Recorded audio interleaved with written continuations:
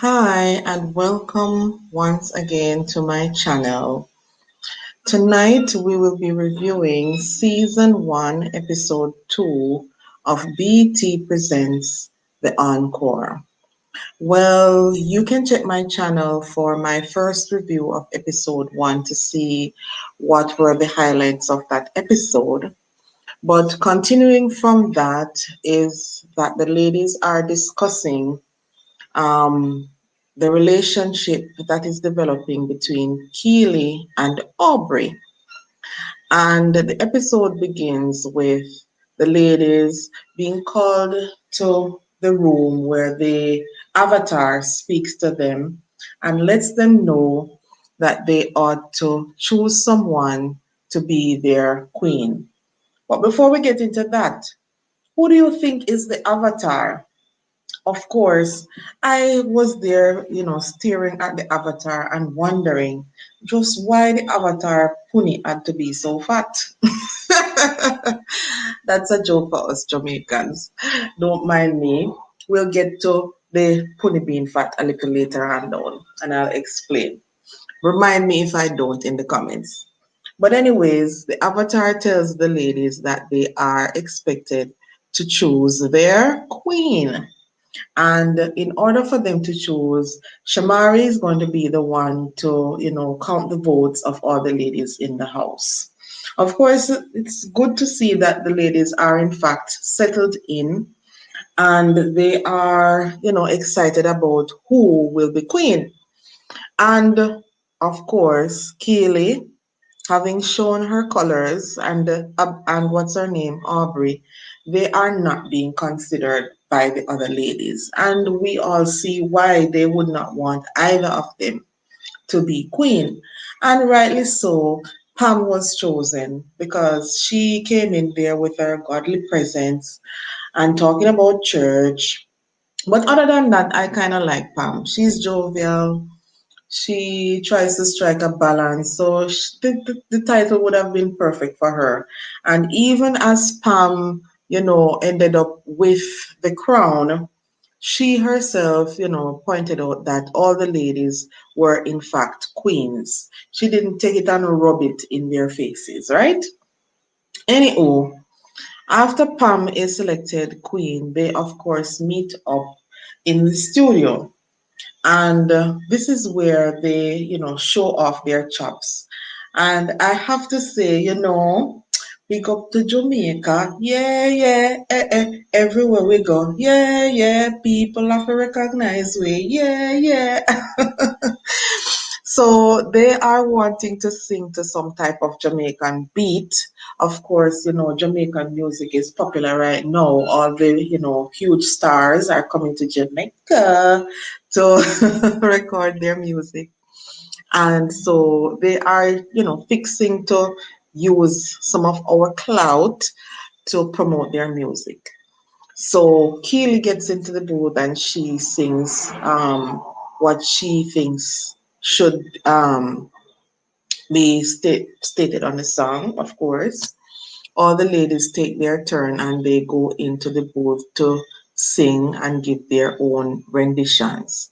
But quickly, the ladies find out that Lemisha and Irish are actually struggling to, give their chops or addition to the group. And Lamisha and Irish, of course, they don't want to admit that they really can't sing or dance. But of course, the twins are quick to point that out. And one of them, in fact, goes into the booth and gives Irish some, advice about the whole thing. Irish takes the advice and she, attempts again to voice whatever it is that they asked her to voice. But I have to say that, yeah, we have to acknowledge that Lamisha and Irish wanting to be a part of this super group, I don't think the other ladies are being unreasonable in expecting them to pull their weight.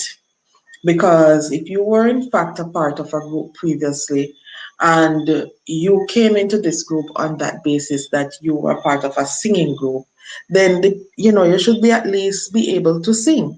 You can't sing and you can't dance.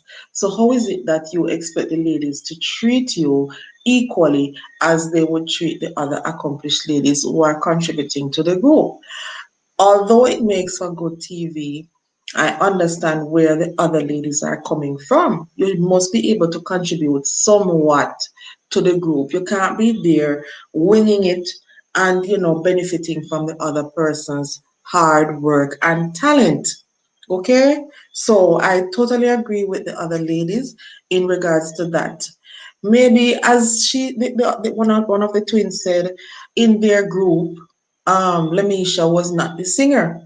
And that used to happen back in the day because even with the last versus battle, where um what was the group again? I don't remember the group name in our battle with Escape and SWV, yes, SWV. The other two ladies, other than the one that was the lead singer, they weren't really contributing much to the singing. So imagine you are the one who is doing most of the singing, and then at the end of the day, all three of you are getting the same pay. That cannot be nice. But anyways, Frick and Frack, at the end of the day, they get blamed for having discussed Lamisha and Irish, saying that they are not able to contribute to the group, which, as I said, I agree with what they were saying. I think it was one of the twins and Aubrey who was discussing it, and um, Lemisha went back and told the rest of the group that she overheard what they were saying about her. Yes, her feelings are going to be, she's going to feel some type of way about what they said, but what they said was the truth. So, if I were the twins, I would not back down from what I said. I would say what I said and said what I said, right? So, anyhow, of course, they talk about it, and one of the twins said it. She accepted that it was her who said it, even though they wanted to blame both the twins. And my girl there, the other twin who was there, debating that, them blaming her when it wasn't her who said it. She's just, I'm just calling out the bullshit because she is a twin. All of their lives, that's how it's going to be. People are going to blame the two of them. Two of them look alike. People are not going to be able to determine which is which. So it's unfortunate. Yes, you in fact did not say that, but you have to understand that as a twin, you carry half the responsibility of whatever your other copy goes out and do. So, you girl, come on. Anyways, moving right along. Now, of course, while they were in the studio, the ladies were there, singing, and Pamela was sitting beside Aubrey. And Aubrey, of course, she probably felt a little bit too comfortable sitting beside Pamela. Of course, Pamela has a very calm spirit, so I can understand people feeling that her aura was something that is more welcoming than the other person. And because she was a welcoming person who was open, of course, Aubrey felt comfortable sitting beside her, touching her leg, um, and her hand started somewhat caressing Pamela's leg. No, to Aubrey's credit, I would say that yes, I can totally see that happening. I know that my daughter loves to play in my hair. Any opportunity she gets, if I'm sitting close to her, she will sit and play in my hair. She likes to do that. And I can picture her going out in public and maybe talking to someone who is friendly towards her, and she would, unknowingly put her hand in that person's hair and caress their hair. Of course, that is a violation of that individual's personal space, but I can understand, habits are hard to put away. And if that is how Aubrey is, she's a touchy-feely type of person. And what's her name there? Pamela did not give her that vibe that she would be offended by it. Of course, she's going to do it. Now, once Pamela now says it, that this is my boundary and you ought to respect it, Then if Aubrey goes and do it after that, then you would have to now call out Aubrey for, trying to instill some type of sexual feeling towards her. But the initial thing there now, I would not um, label it as being sexual. I wouldn't. But again, on Pamela's side, Pamela is looking at it as if I'm sitting here. Yes, I'm a nice person. I welcome everyone to be, friendly towards me. But I do have boundaries. And if you cross my boundary, especially this type of boundary where I was once sexual with a female, I don't wish to communicate that anymore. So I'm going to let it be known that, hey, if you even want to think it or try it, don't come near me because I no longer go that way. And that's fine too. So I don't think I would want to, put either party down for what took place. Now, Miss Keely, now, Miss SHIT starter, who now comes in while they were having the group meeting and starts to say that she was offended by what Pamela had put out there. Now, that is now where I now have a problem why Keely feels that she needed to come and, highlight that. Who cares about Keely being offended? I am telling you, this is what my principle is, what my standards are, and you ought to respect them. So, Keely, when you come now with your whatever you come with, pointing out to the girl that the girl is homophobic.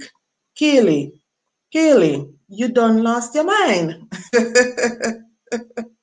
You done lost your mind, Kaylee. The girl can express herself however she wishes to express herself.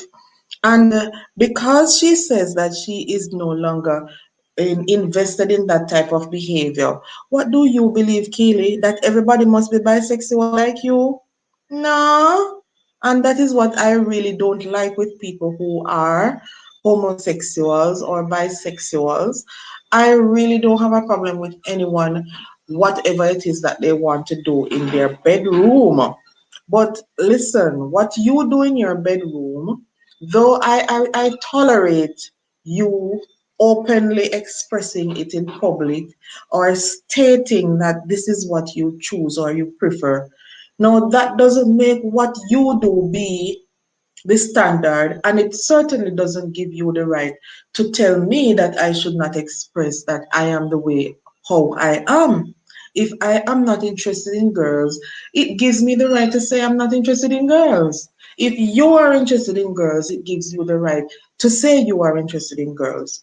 But somehow, this agenda is as if you want everybody to be openly gay, openly lesbian, openly bisexual, and all other persons who do not wish to partake in that activity that you know as those types of individuals you want now to say that we are the pariah. The persons who choose to be with the opposite sex are the pariah. And that's wrong. You're doing the same thing that you are saying you don't like done to you. So I really don't go for that homophobia vibe when people want to label you. It's like when people say you're a racist. You want to tell people that they're racist, and yet the same behavior that you blame people being racist about is the same behavior you want to extend towards them. And that's why you cannot get any middle ground. Yes, you're going to say that the person is racist, but because they're racist, you want to cancel them. Because they're racist, you want to put them in a box or put them outside. No, you have to extend grace at the same time. Yes, you can say, I do not appreciate your behavior. I do not appreciate that you look at me in a certain light. But you cannot change how the other person looks at you. All you can do is adjust how you behave around that person. All right? Anybody who may not like me no go around them. Simple. If me know say me no, you not like me, you're not gonna see me in your presence if I can help it. Right? And I will not be inviting you into my presence either. If I don't like you, I try to keep away from you. But at the same time, I don't hate you because you hate me. No, no work like that at all. Anyways, that's another discussion for another day. No, other thing was no, before the episode ended, Miss Aubrey, and I have to ask the question because it looked like a me alone seeing Miss Aubrey face, right? Let me see if we can bring up Miss Aubrey picture. When I picture them with Miss Aubrey, it looked like a me alone seeing Miss Aubrey face. Cause Miss Aubrey there, she looked like the lady in the Bride of Chucky. Tell me if I'm me alone. Tell me if I'm me alone scene. No, Miss Aubrey now, she goes along and makes this vision board without Keely. And she presents the vision board to the other ladies to get their ideas about um, what the group is and where the group needs to be, right? And of course, the ladies, they like the vision board and they say, what Miss Aubrey has done there, she is to be commended for it. And as you look on Keely's face there, you realize that Keely is not feeling it. And the other ladies are, picking up on the vibe, and it ends up being an argument between Keely and Aubrey. And I think many people are saying that, Keely is in the wrong, but I wouldn't say Keely is in the wrong totally. Because if this is not your job to do, then why did you go and take up to do that job? You did it to annoy Keely. You did it to get back at Keely. You did it to compete with Keely over the same creative director role. At first, Aubrey, you went and you voted for yourself because you wanted to be queen. And now we see you now wanting to be creative director. And Aubrey feels she's all that. Yeah, maybe back in the day, Aubrey, you were all that. But right here, so now you have totally changed your physical makeup, right? Your face looks totally different. Your eyes, they look so scary whenever I see you on screen. And your voice is not A1. I think the best singer out of all of them is really Nivea. Nivea's voice is on point. Her personality, she's not one of those people who likes to start those things on screen there that you see. And she gets along with the other ladies, right? But I strongly feel that both Keely and Aubrey are shit starters. I strongly feel so, right? But it is interesting. It's making the episodes more and more interesting to watch. I hope to hear from you guys. Please like and comment on the video and let me know if you like what I'm doing thus far. The episode is looking to be shaping up as each week passes by. And I hope that these ladies, as I said previously, will get another season and that their careers picks up. Now, that's all I have for you at the moment. As soon as I have anything else, I will come back to you guys. That's it for now. So, bye.